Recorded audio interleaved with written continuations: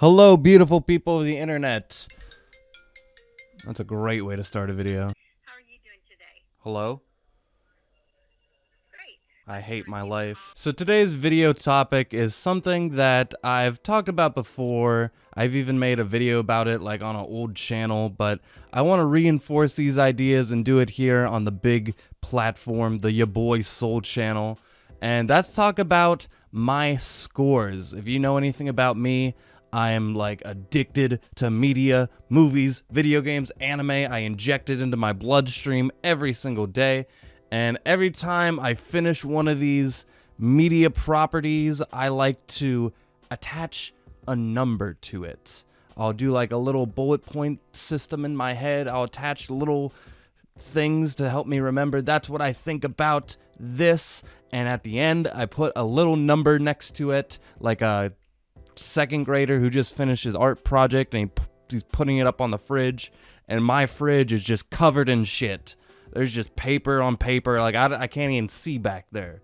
There's so many scores. And obviously I grew up watching review culture. I was always into reading magazines with scores, and that evolved into watching tons of YouTube videos. And you know, I would think about some of my creators' scores probably more than they did. They're probably just like, this number. And then like I would compare those numbers to different numbers. And nowadays, even for my own ratings, I don't think that much about them. They're kind of just like the period at the end of the sentence, whereas back in the day, I gave so much weight to them. Keep in mind, I still love sites like my anime list or Letterboxd, where I can neatly put things next to each other, attach numbers, and do little ranking scales. I'm a weirdo like that. But, you know, I'm just one of those guys that enjoys those kind of things. That being said, a lot of the internet can't handle any sort of information without things getting misconstructed or repurposed or recreated. And with video game scores or anime reviews, all these things can cloud one another. And some people will look at a 7 out of 10 show and call it mid, which by definition doesn't add up. The math is off there. 7 is not in the middle. I don't know if you've counted to 10 before, but on the same arm, let's say I like something and I'd give it a 7. Some people are like, that's it? That's it? That's all you're gonna give it? And I think a large part of that comes from people who give decimal points, or people who give a 7 out of 10 and act as if that's average. And just to burst anyone's bubble, 7 out of 10 is not average. The rating scale that I go by, and I think most people go by nowadays, is a 5 out of 10 is something you are completely neutral on. Or maybe it's a mixed bag. Maybe I really like these things, but these things offended me, so I'm just kind of somewhere in the middle. Or maybe it was like a competent enough thing, but it was just boring. You didn't like that much about it. Nothing like really annoyed you though. So maybe you're just right down the middle. That's what a 5 out of 10 is to me. And I consider myself a pretty positive person when it comes to media and reviewing things. There are guys like YMS out there who's like, fucking cash grab bullshit, 3 out of 10. And I understand those people, but for me personally, it has to be pretty goddamn bad if it's less than like a 4.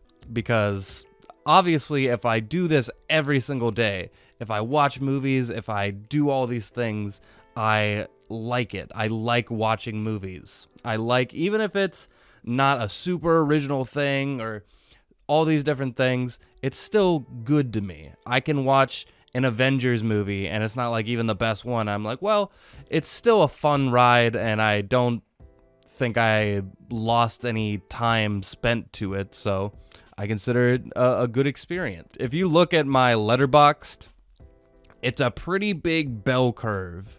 The majority of things to me are like a 7 out of 10. And there is a big difference between what's at the top of that bell curve and what's at the bottom on both sides.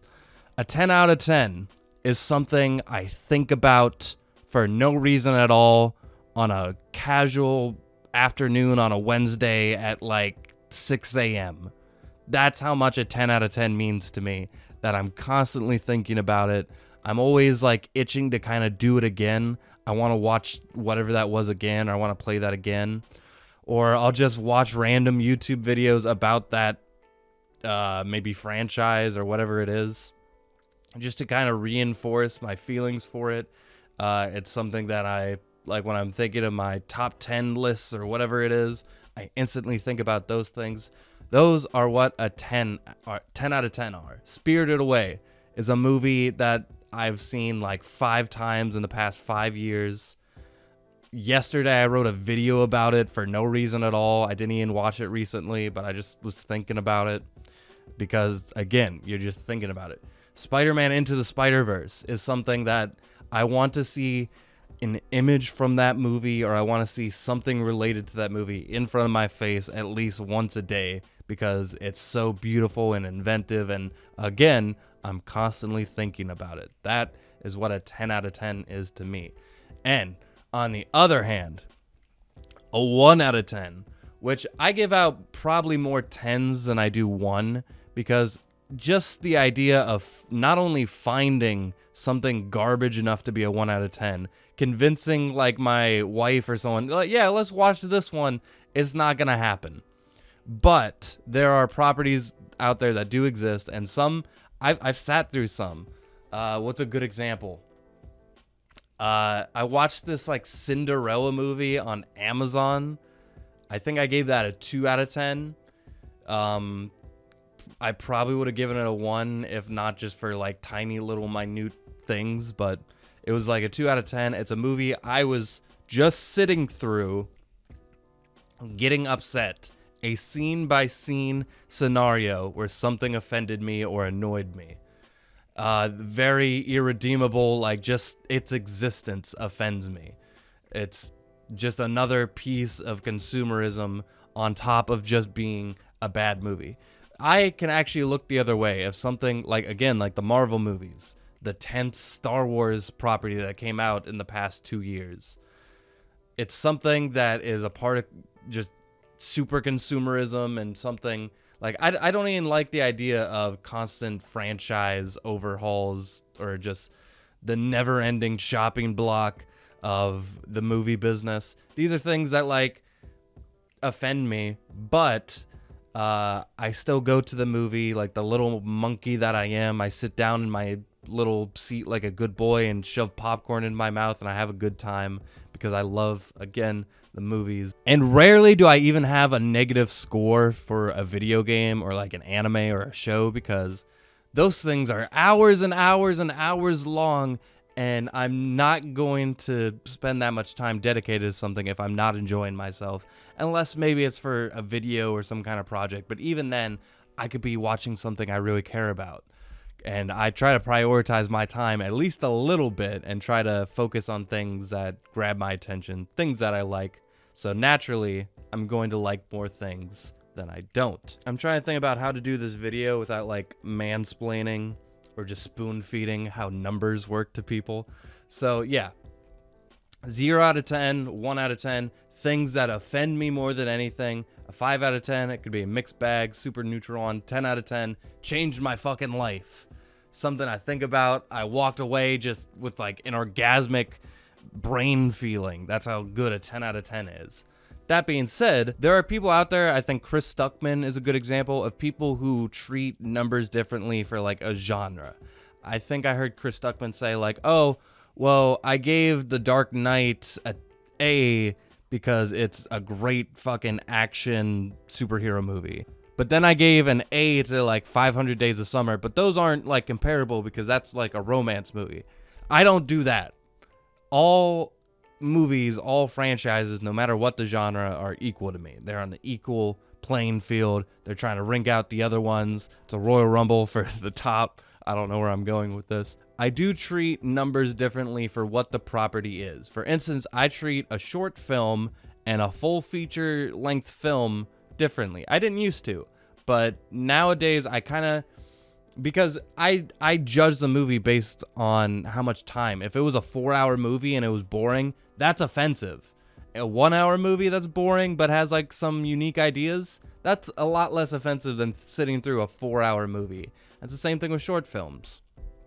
A 10 out of 10 short film is nowhere near as close to how much I enjoy a 10 out of 10 4-hour film, because I assume that 4-hour film still has so much more content that I love. And with video games and movies, it's the same thing. I think a 10 out of 10 video game versus a 10 out of 10 movie is not even comparable, because I'm sitting through a video game much longer. It has to keep showing me new ideas to hold my attention. It has a much bigger bar, because the 10 out of 10 video games are things that were maybe hundreds of hours long that I spent my time with, and I still enjoy them. So that obviously means more to me than like a 2-hour movie. So you could be a 10 out of 10 movie, but only like a 8 out of 10 game, if that makes sense. Same things with books, music. These are all things that I judge on their own scales, but other people's score systems can annoy me. Again, I don't like decibels. Like, I think if something is like a 6.9, it should still just be a 6. And once you get over that hump, like once it is an actual 7, it stays a 7 until it keeps going. I don't think, once you get into decibels, sure, it's more specific and easier to rank, but again, I think you're thinking about it too much. It should be kind of a natural feeling of just hitting it with a number, sticking with it. Don't just watch a bunch of other people's reviews and be like, oh, well, now that they said that, I feel this way. I don't think that whatever you walked away with, that's how you felt. Sure, I've done it before. Like, I've seen like YMS's The Lion King video, and then I like thought about the property of The Lion King, and that memory is tainted now. So I feel differently about it. The live action Lion King, I should say, where I was just like, well, it didn't do anything new, but I like singing along and popcorn, and I'm a monkey. I think I gave it like a 6 or a 7. After his like 3-hour dissection, and I was like part 1, I was like, I don't feel the same way about the movie now. And I gotta be honest and genuine, so I changed my thoughts on the movie. But there is no way from when you walked out the movie, you felt a type of way, and then let's say you go on the internet, and the next day you feel something differently. You need to get off the internet if you're that easily fluctuated, because the hive mind is fucking awful. Have you gone into comment sections? This is another thing I hate about comment sections. Some fucking Joe Blow who didn't watch the fucking video can just focus on that score, never watch the movie, never actually put actual thoughts or any new ideas out there. They just saw the score and they are an hour into that game and they love it, or they're an episode into that show and they're like, oh, it's a 10 out of 10, fuck you, you're dumb. And they have the same weight as someone who like spent just as much time with that person, and they're a fan of the person that they're watching and they watch the whole show. They have the same amount of weight. And that's where like people like get rid of scores. They're like, no, I'm sick of people not actually paying attention to the video. I like scores.